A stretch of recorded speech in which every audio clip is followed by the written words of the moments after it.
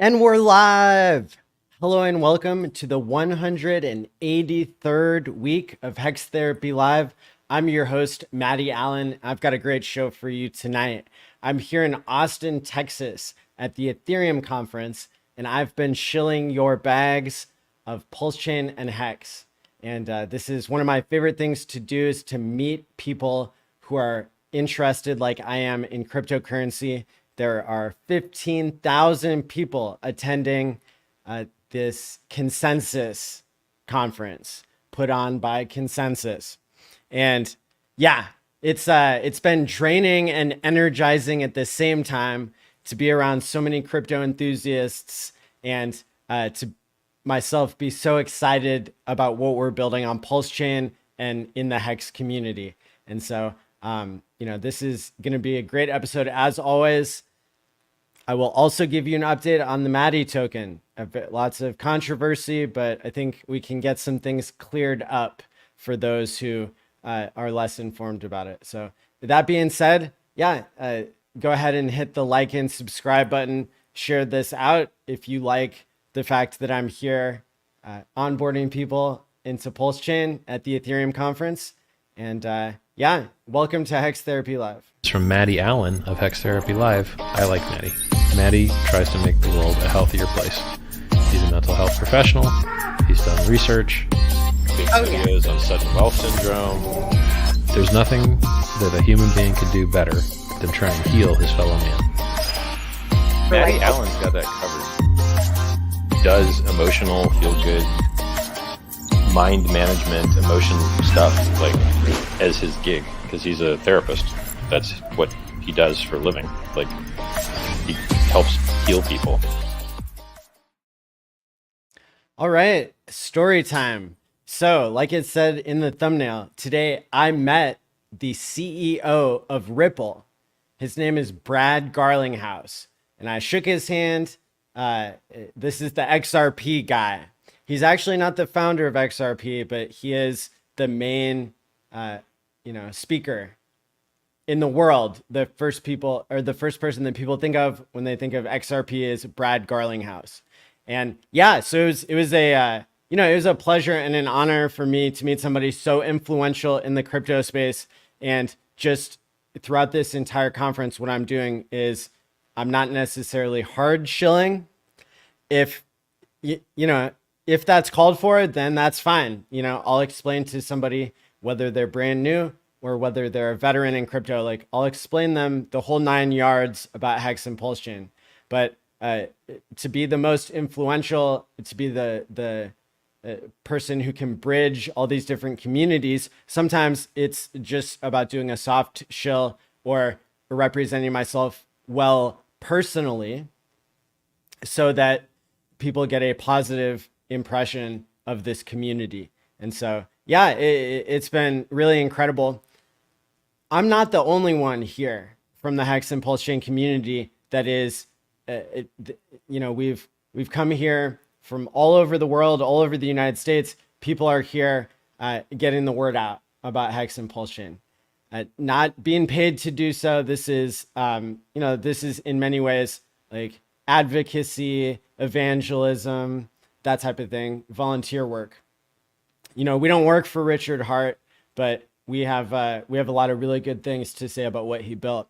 So shout out to all the people who are out here in the real world, representing this community in all the best ways possible. A special shout out goes to Crypto Coffee. This man, when I met up with him yesterday, he said his number one goal for being here is to talk to 5 fiat on-ramps that have nothing to do with PulseChain now, but they could, because PulseChain is EVM compatible with Ethereum. And I admire Crypto Coffee so much because he's so focused on making a big impact. He said that he's personally going up to all 5 of these onboarding, these fiat on and off ramps. He's going up to them and creating a personal relationship. He's trying to get them to adopt PulseChain. And this, of course, will open the door for thousands, tens of thousands, millions of people to come into PulseChain. This is what we need. So it's really inspiring, to tell you the truth, to see Crypto Coffee out there doing his thing. And then we got Big Kurkowski, we got Funding Jim, we got Whitney Magic, and there's too many people to name right here. I actually have to go do more networking tonight, even though I'm extremely exhausted. This is the reason why I'm here. This is the reason I drove 14 hours from Illinois to Texas, to have a non-stop opportunity to get the word out about Hex and PulseChain, and to basically create the relationships that we need in Ethereum. Now, I saw a bunch of Bitcoiners here, and they're trying to do the same thing, right? They're trying to onboard people who are already crypto savvy. That doesn't mean that we can't onboard no coiners the rest of the year, but these 2 days in particular can be, for me, dedicated to getting the word out to people who are already in crypto. And sure, I'm onboarding the Uber drivers. Sure, I'm onboarding the people who work at the conference and they have nothing to do with Ethereum. Yeah, I've been able to do all that, but the types of business to business relationships and YouTuber to YouTuber or influencer to influencer relationships, that's one area where I can probably stand out. So yeah, you're gonna see a lot of pictures of me with famous people like a Brad Garlinghouse, and insert joke here about how his breath smelled, right? But in all reality, I'm not here to criticize founders of things that I'm not involved with. They may they may have used their powers for good or not as good as some of the things that I've seen. But at the end of the day, meeting people in real life who they've dedicated their lives to getting the word out about crypto, that's important to me. That's the common ground. That's how we stop the infighting, which there's always going to be people infighting, and let them infight, I guess. I mean, it's just, that's not where my attention really needs to go. And it doesn't, right? I'm very confident in what I'm doing, what I'm building, my track record. But I will set the record straight later in this episode about a few things. But the point I'm trying to make is that there are plenty of enemies outside of crypto, and part of going to a conference, it's creating common ground. So there you go. And yeah, so it's it's been a great conference so far. Got my little badge here. Let's see what else. So I definitely had to brag on Crypto Coffee, because he's an awesome example of somebody who's laser focused on bringing something to PulseChain that I don't believe it's intended to benefit him directly. He's doing it for the greater good. And this is something that, crypto, just like all things in life, it's like there's different incentives and there's different tragedy of the commons. And in this case, we see people who are really showing their true colors and doing the right thing. So I love that. I'm inspired by that. Let's see if I have any other quick stories about what's going on here at the conference, and then I'll talk about what's going on online with Maddie Token and the Hex community. So another cool story I've got is that I finally met the founder of these cold storage coins that I've been using for like 6 years. And I totally screwed up when I went up to him to introduce myself, because I said, I'm a huge fan of your product. I've been using it since 2016. And he was like, oh, really? Well, I've only been creating it since 2017. So it's kind of like, those people who say that they've been in Bitcoin since 2005 or something, and Bitcoin wasn't invented then. So you know, at the end of the day, I ended up, you know, hitting it off with him as I knew I would, because I really am an enthusiast of his product. And I've personally onboarded over 100 family and friends into Hex and PulseChain using these physical 1 ounce coins that he made, that it basically has a private key laser etched into the back of it.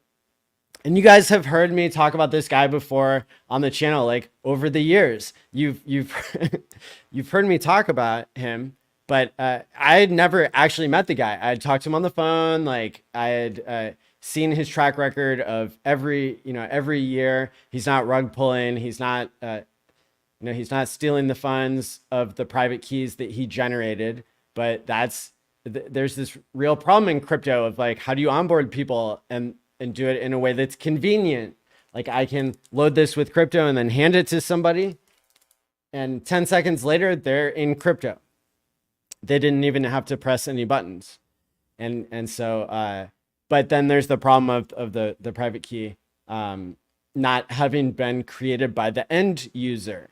And so, one thing that I realized when we were creating Time Pays Me and the feature to be able to undo a hack is that this is a perfect solution for this type of situation where somebody wants to take custody of a private key that they didn't generate. Maybe people wanted to get into crypto by somebody handing them something, and 10 seconds later, they're in crypto. Instantly, they're in crypto, and they didn't have to go down the rabbit hole. But then maybe weeks or years later, maybe they're ready to take the next step. Maybe their crypto that they were gifted or that got airdropped to them, maybe it's more valuable down the road. So I can tell you that I've had the vision to create a PulseChain branded physical coins like this. I've had that idea for a long time. And so now that I've actually met the founder and we hit it off, I think I'm going to go hang out with those guys later tonight and get to know them even better. But I think it'll be a really cool opportunity to like do a massive giveaway, or to find some way to use these physical items to onboard people and to prove that it's one way to go. For some people, they don't want to spend hundreds of hours onboarding hundreds of people, but there might be people even who watch this channel. We have shout out to the 2,000 to 3,000 people that are watching typically on a weekly basis. You all might have 5 people in your life that would want to be onboarded to crypto with like a physical coin that has PulseChain on it and is linking to a PulseChain wallet that it can be then protected by Time Pays Me. And then you don't even have to worry about like the guy that Maddie's been trusting, for years now. By the way, it's the guy, this guy who founded the cold storage coin company. He's the one who invented the Bitcoin logo with the circuitry on it. Like that's how OG he is. But yeah, it was funny for me to like kind of tell him about himself today and get feedback, like finding out, that I don't think he has that many people walking up to him who is a huge fan, who knows so much about what he's been doing over the years and stuff. So it's it's definitely a flex for me. And that wasn't the only founder of somebody who's been successful in crypto for many, many years, probably to the tune of like millions of dollars, maybe even more. Like, look, I was walking up to crypto billionaires today, and not all of them, it wasn't everybody that I was hard shilling, but there were some hard shills. Like there were a lot of opportunities taken today that I'm very proud of. I'm a very proud member of the PulseChain community. And even when people say untrue things about me on the internet, that that doesn't really hurt me that bad. You know, there's been a lot of rumors flying around today and yesterday, and we'll get to those. But at the end of the day, I can tell you, I feel really good about the fact that I can say, yeah, I created the PulseChainConference.com. We had 101 speakers. Almost all those speakers have their own YouTube channel. That is impressive to anybody who's in crypto. And, you know, the more the people who are in crypto can find the common ground and onboard people, the better. Maybe it starts off with me ordering some of these physical coins. By the way, it's an incredibly cheap deal. It's like mind blowing. This is, you know, this is something that doesn't really cost that much, but I think it's worth experimenting with to the next level, right? I've already been experimenting with these physical coins for years. Now it's time to take it to the next level. Now that we have PulseChain, now that we have an EVM compatible low fee chain where people are experimenting, people are learning, people are proving that they have their own keys, they're signing, freedom to sign, freedom to transact. Like, I pitched PulseChain to one person today by emphasizing the fact that it's integrated with PulseX and the buy and burn mechanism. That is extremely innovative. That separates PulseChain from ETH, because ETH, there's no overlap between like the ETH holders and a Uniswap token that's not duct taped on, that is actually creating utility and fee revenue in a purely deflationary way. So like, yeah, the talking points vary based on who I'm talking to. And, but at the end of the day, there's been a number of pitches that have gone really well. And I have like lots of cool handouts for people. Like I got some new business cards made up here that, can kind of help people find me and find PulseChain and get started. If they're already on Ethereum, then they're off to a good start, eh? But here's yeah, I don't know. You guys already know the story of the DeLorean, the story you guys know about Time Pays Me and undoing a hack.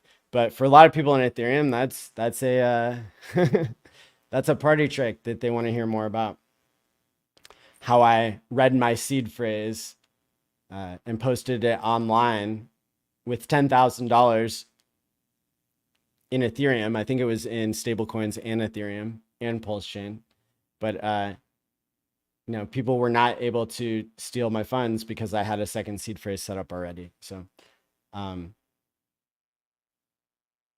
yeah, the conference has been great so far. Today was the first like major day. I think technically that there were some activities on the first day of yesterday, but mostly at the end of the day, I'm not there to listen to the speakers.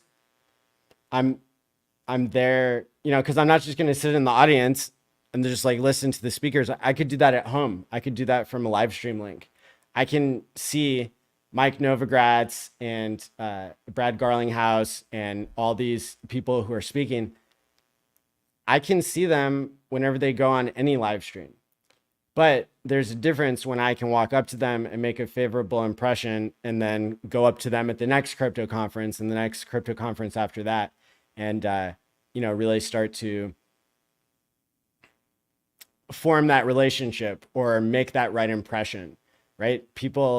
There was a Bitcoin billionaire who I saw today, and I've met him 3 times. This was the 3rd time, I would say. Yeah. So that, you know, sometimes that's a slow process, but that's okay. We're not in this for only everything pumping one day later and then we sell out and like, you know, go find something else to do with our lives. Like for some of us here on YouTube, and it doesn't have to be you, but for some of us, we like evangelizing, being effective, advocating for these common principles in crypto. So there's a bunch of other famous people that I'm gonna have to tell you about in a separate stream because we're already 20 minutes in here, and I've, you know, at some point got to get back to networking. But there you go. That was the preview. That was the preview of the good news that I'm out here putting in the work. Yeah, so XRP isn't gonna buy your bags, obviously. And not everybody understands the point of this, but when basically there's great value in like associating yourself with the leaders of the crypto world. So yeah, like maybe you as an individual who's holding Hex and PulseChain, maybe you don't care that Maddie's out there like making these long-term relationships with 100 millionaires and billionaires in crypto. But trust me, it only takes one. And we've seen this with the God whale. We've seen this with other whales in the ecosystem. We've seen this with the origin address. It only takes one whale to get interested in something, and then the prices pump higher than you ever thought possible. So, you know, like you can discredit the fact that like me meeting the founder of XRP is going to like do anything, but at the end of the day, let me tell you, the more the more Bitcoin billionaires that I can network with, look, it's not a negative, okay? I can at least say that. I'm thinking back to the picture that I took with Max Kaiser. He's I would assume a Bitcoin billionaire.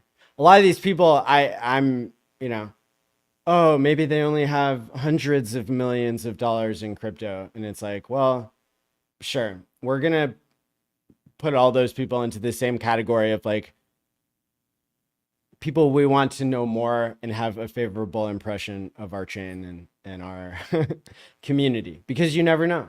Richard Hart used to be a maximalist in Bitcoin, and then he changed to Ethereum, and then he changed to Hex and PulseChain and Ethereum, right? So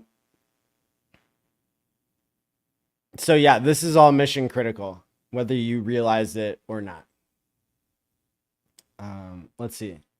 Anything else here that pops out? I did want to say hi to Crypto Class and a Bitfinesse. Yep, garlic kills cancer cells before it even comes in contact with it. Brad would be lucky to live up to his reputation. Hilarious. There we go. We need the jokes coming in here. Yeah, shout out to everybody dropping live stream comments and out here supporting the mission of getting the word out.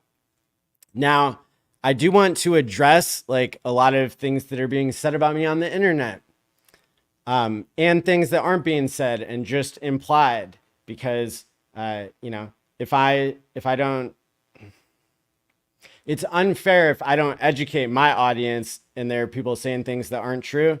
It's great for me to, you know, be able to trust that at least you can hear my perspective. So, all right. The first thing I noticed today is like hexologist came back to streaming and, I hope it wasn't because of me, but there was a strong implication that it was because of me, that because I had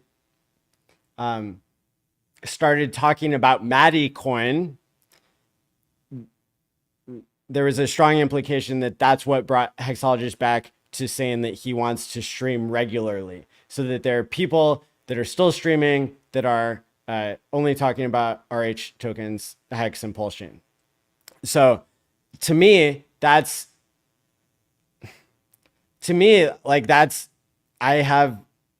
am a huge fan of hexologist. Hexologist has been a major reason why I believed so much in the Hex and PulseChain community. And I've done what I've done to build those communities by offering the conferences, by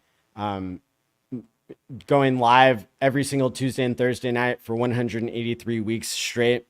Like, and unfortunately, just like inviting Hexo to the conference, like he didn't participate this time. He's participated in lots of conferences. So it's kind of bittersweet that I guess me following through with this experiment that I've been talking about, wanting to do for a long time, wanting to do for months, if not years, you know, like it's a little bit bittersweet that like his negative impression of that is what caused him to come back to streaming. But I think that it's really a positive thing to have him streaming, and he doesn't owe us anything. He doesn't need to stream, but like hexologist is a big deal. He's a big deal because he's such a genuine person. He has his incentives and values, like I think very right. And then also there are a lot of whales and sharks and Poseidons and dolphins that like look to Hexo for emotional support, for information and interest in PulseChain. And remember, the success or the price of a crypto, it not only varies based on bringing new people to the system, but it also varies based on like how many of the old people lose faith and start selling. And so I think, you know, it's particularly optimistic for PulseChain if we have people like hexologists who nobody does it like him. Like there's no hexo replacement. It's just him. So that's really bullish to me. That's like really positive. I really value him, and like he doesn't, you know, like he doesn't have to talk about me or like what I'm doing. That's fine. Like but I do wish him the best, and like I have a lot of respect for him. So there you go.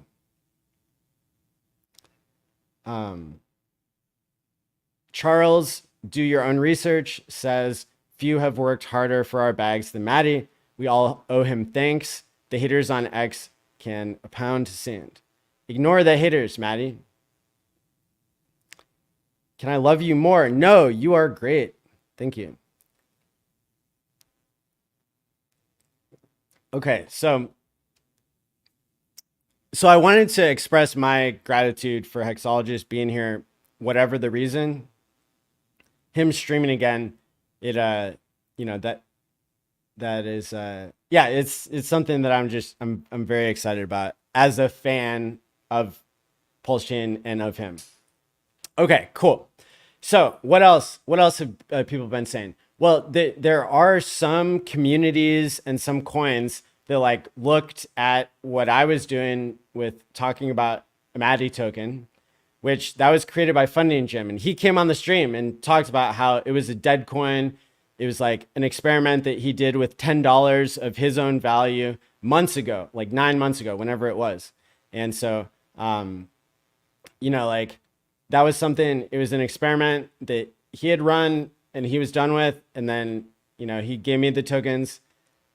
I wanted to do an experiment with it, right? So, but some of the people who are lying and criticizing and like playing the blame game or something, those are the people who they create like shell games with their liquidity. They'll launch 2 tokens at the same time and then pair the liquidity together to make it seem like there's more support than there really is, or there's more legitimacy. And look, I'm not saying that everybody who launches 2 tokens at once is playing games or anything like that. But I will tell you, if you watch the show on Tuesday, you learned a lot about liquidity providing and about how the price of something comes to be. You learn the ins and outs of like this third greatest invention in crypto, which is Uniswap, the decentralized exchange. The smart contract that makes it possible for us to know the price of something without a middleman being involved, without an order book that can be front ran. So like this is a major technological, like it's a major piece of the tech stack that even people who have been studying crypto for years, such as myself, we're still thinking of new ways that things can be understood, right? So some people though, who I think they're up to no good, or they're playing shell games with LP and stuff like that, they're coming out and saying that Maddie token was a rug, right? Like that's the one thing.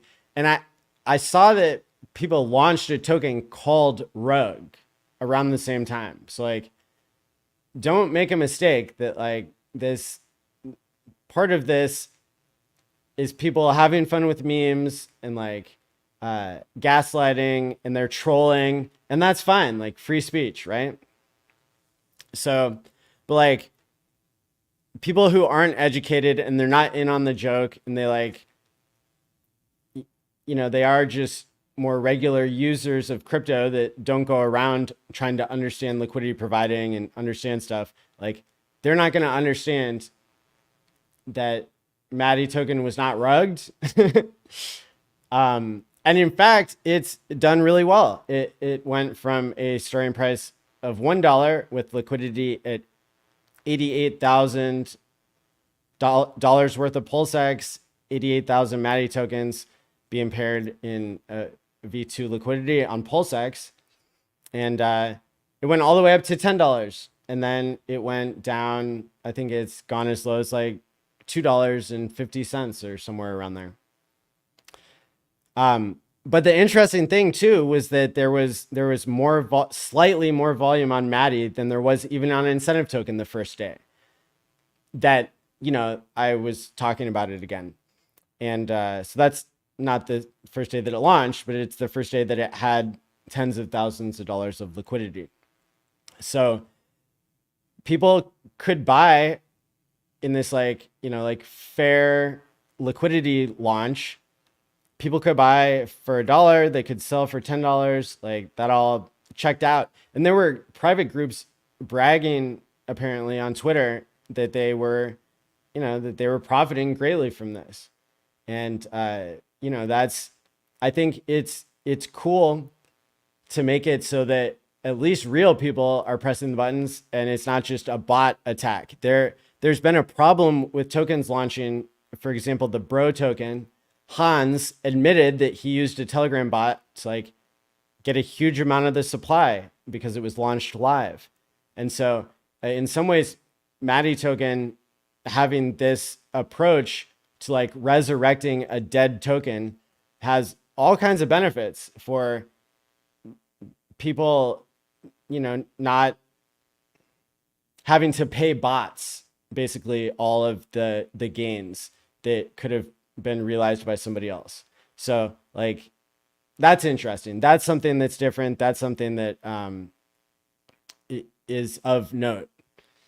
Also, the liquidity is starting so high with like $88,000 of PulseX and like pairing it with PulseX instead of Pulse. These are all interesting design decisions that people should be taking note of if they're looking at like how a launch is going. And then even if you, I guess even if you're trading Maddie token or you're not trading it, people have different goals and there's different groups of mindset.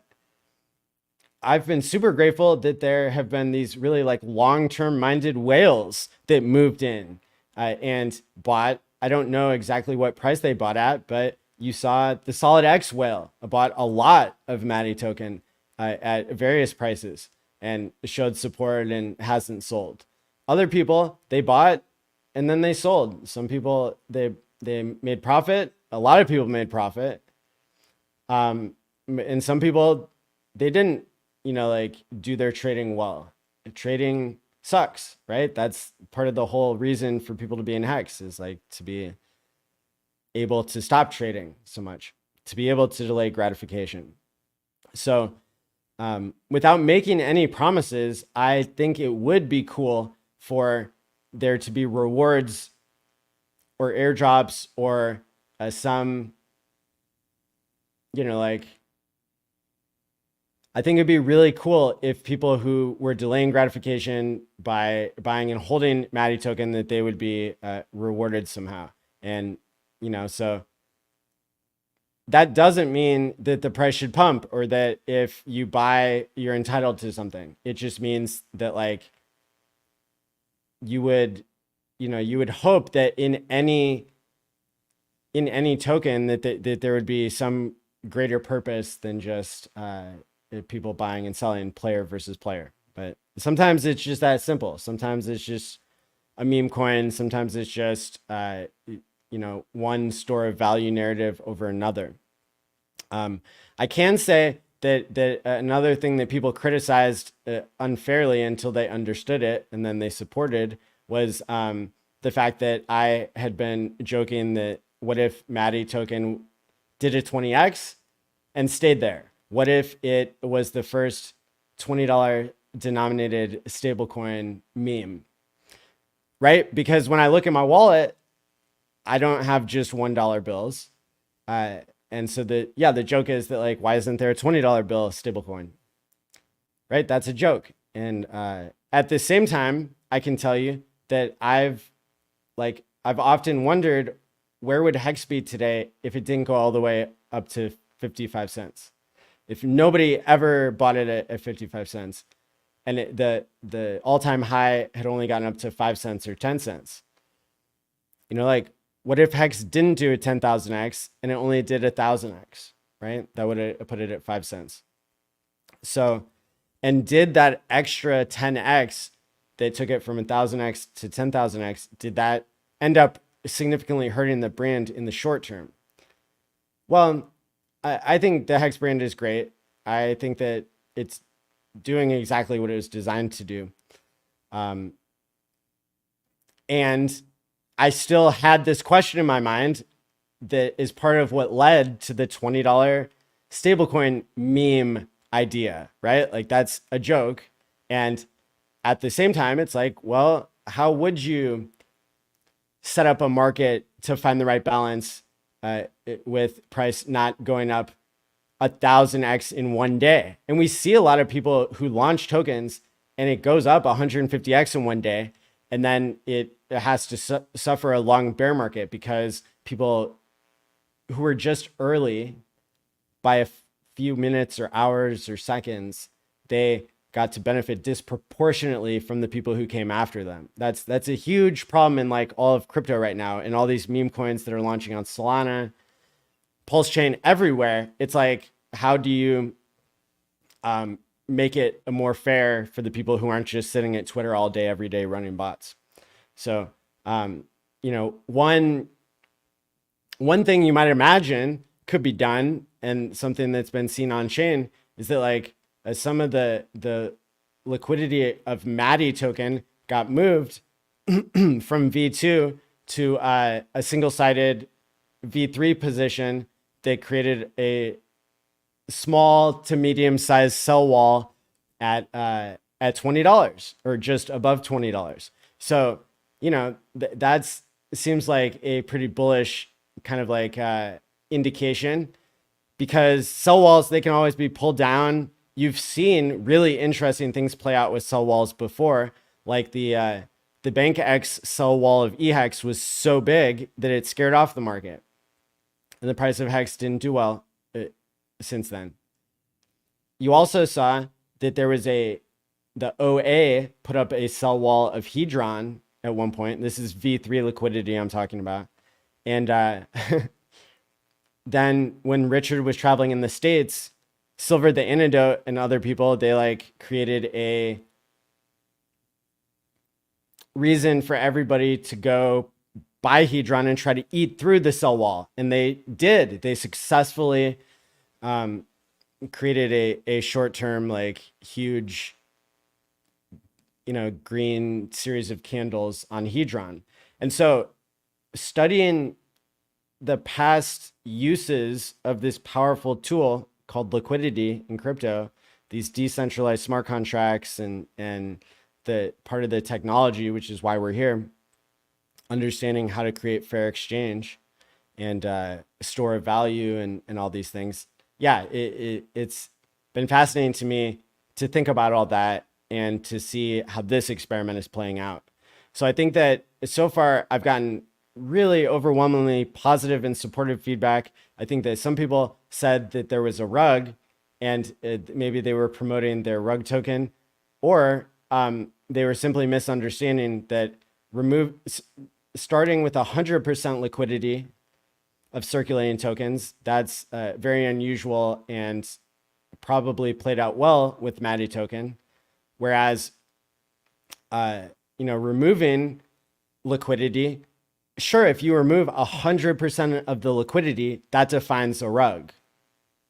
However, there are lots of coins and charts that we see where liquidity is like provided more than what's needed, or like to some like large extent at first, and then some of that is taken off, but it's not, people aren't taking 100% of the liquidity off, they're taking half of the liquidity off if it started super high.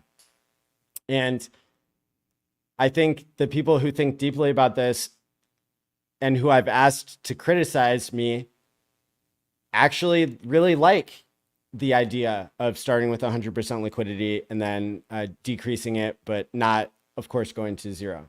So the idea that you can't remove any liquidity, otherwise you're creating a rug, that is, obviously false. It's shows a poor understanding of tokenomics, and that's okay. Some people, they misunderstand, or they've been burned by people in the past who did, like rug pull by removing all of the liquidity or taking tokens and dumping them on the market, right? The Hex OA has never sold a single Hex token.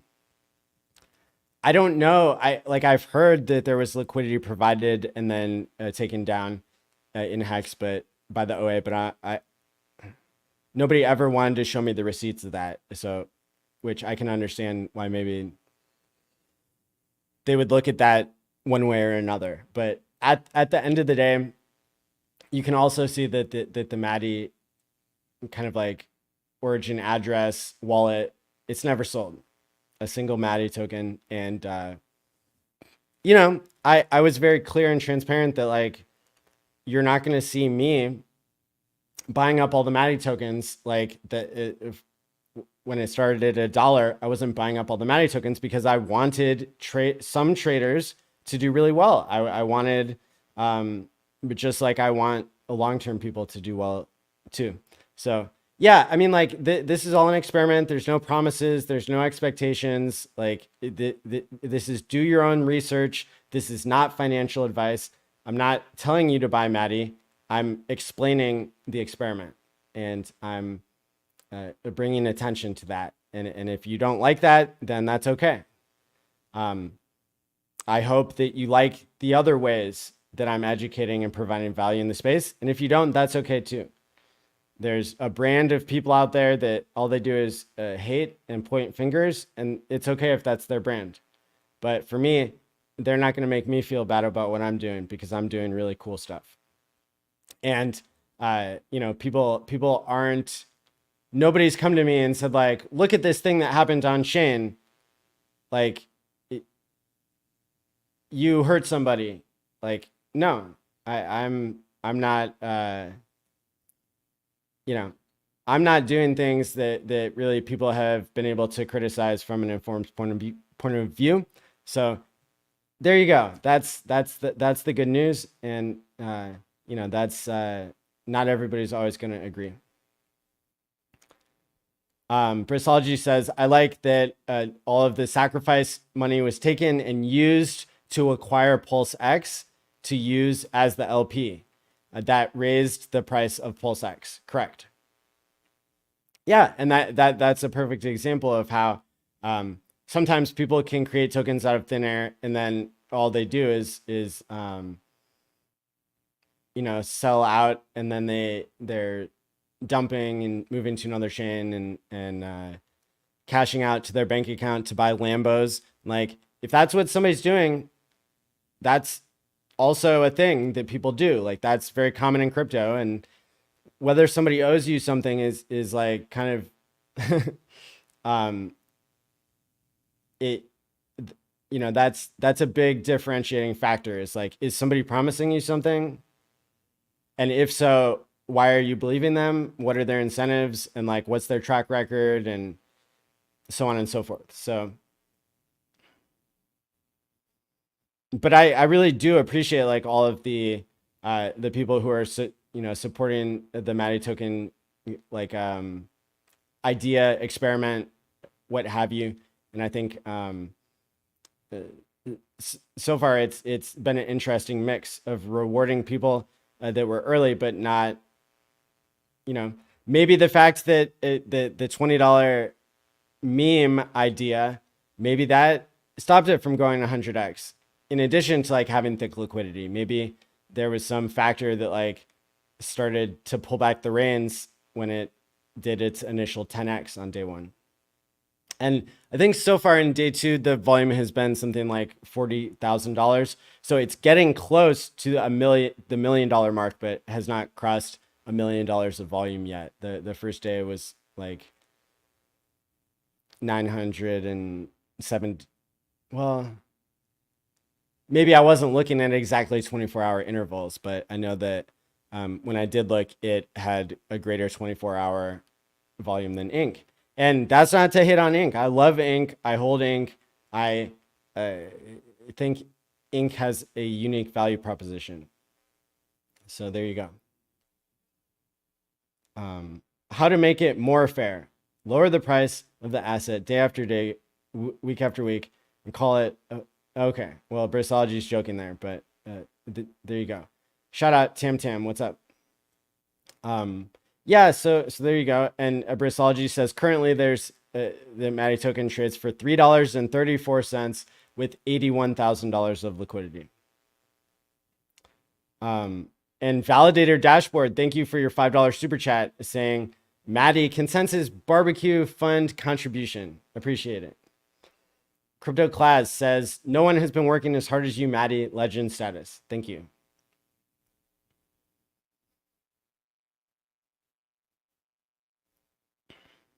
Can you explain now how you will use the LP pulled out to pump the price with buybacks up to $20? Right? Not right. When traders bought Maddie token at $1 and $2 and $3 all the way up to $10 or wherever it went, like that doesn't entitle them to like to anything really. Like they are profiting because they're taking risk. Okay. And so it's like demand that like that promises be made. That is that's not fair. We really, I think, have to understand that some people are traders and they like to pressure YouTubers to, to tilt the odds in their favor. But that doesn't help the long-term people as much, I don't think. And this is all an experiment. And it's at the end of the day, it's what you think, not what I think. But for me, no, I don't think that that the market should know what's going to happen. If you swapped your PulseX or whatever you had for Maddie, then you took a risk, and some people got rewarded like tens of thousands of dollars from just buying low and selling high on the first 10x. Other people may have bought the top, so that is really common in crypto too. People who buy the top, those are the people that made the top. It's something you did yourself. And so when something starts off with 100% liquidity and then it goes half of that, that creates more price volatility. And but it's nothing compared to going from 100% to zero or going from 5% to zero. Like that's a totally different game. So yeah, I don't think that the traders should be rewarded with the certainty of buybacks or, $20. That's not a promise. That's a meme, right? So, but I think that there are people out there and they think that they're entitled when they do a trade and they trade their dollars for McDonald's sandwiches, then they get some right to wait any period of time to see if the value of the perishable food goes up. And then now they can come and complain a year later when the food's all moldy and wasted away. now they can complain and be like, oh, you still owe me the money I gave you for that. Or get, in this example, like the McDonald's Corporation. So that's just not true. Like, the people who are standing to profit or lose short term, they should be doing so based on their own risk, not on inside information, not on people basically you want price discovery to happen before anything else. Why is it that there have been no airdrops to free claimers? Maybe it's because you want price discovery to happen first. So, and that's what the traders are doing. There you go. So, yeah, it's like if you swapped whatever you had for Maddie, that doesn't entitle you to also get what you gave up in the trade. Like, then it would not be a trade. Then it would be a weird situation where you're just getting free money from people. And that's not fair. That's not fair to the founder.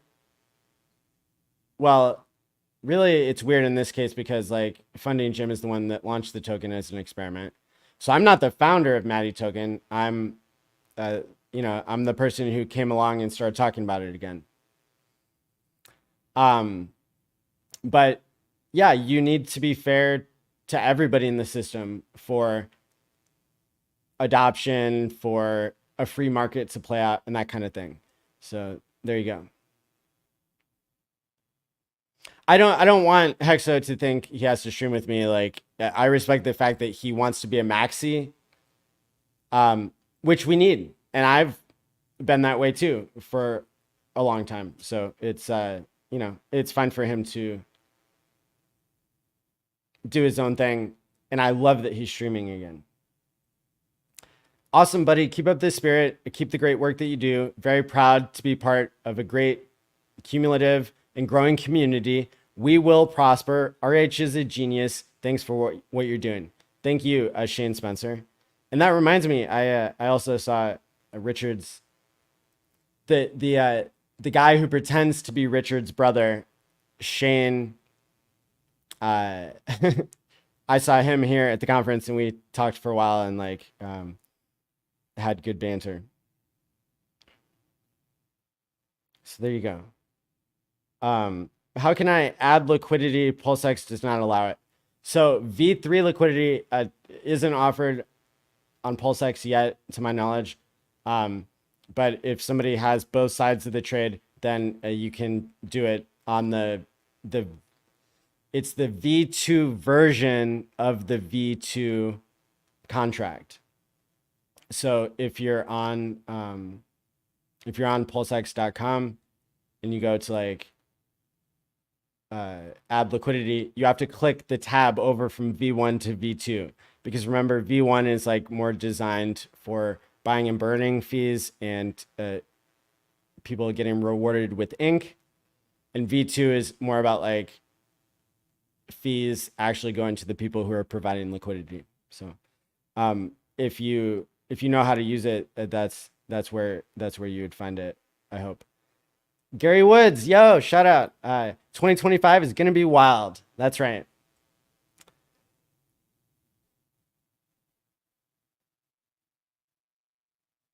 There you go. Maddie to the moon, all in. Right on. So I'm glad, yes, people understood my thinking, my analysis, that sort of thing. So anybody who's saying that like Maddie token rugged, like you're not looking at the facts.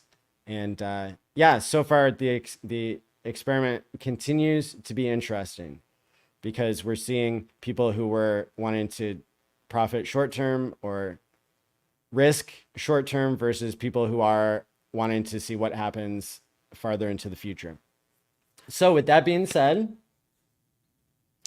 I think I gave you a sample of what's going on here in Austin, Texas. We talked a lot about how I'm approaching famous people to give them a favorable impression of Hex and PulseChain as somebody who hosted those conferences. And I want to get back out there. I have somewhere I can go now and continue to show for you guys and create more cool applications of PulseChain, like the cold storage coin.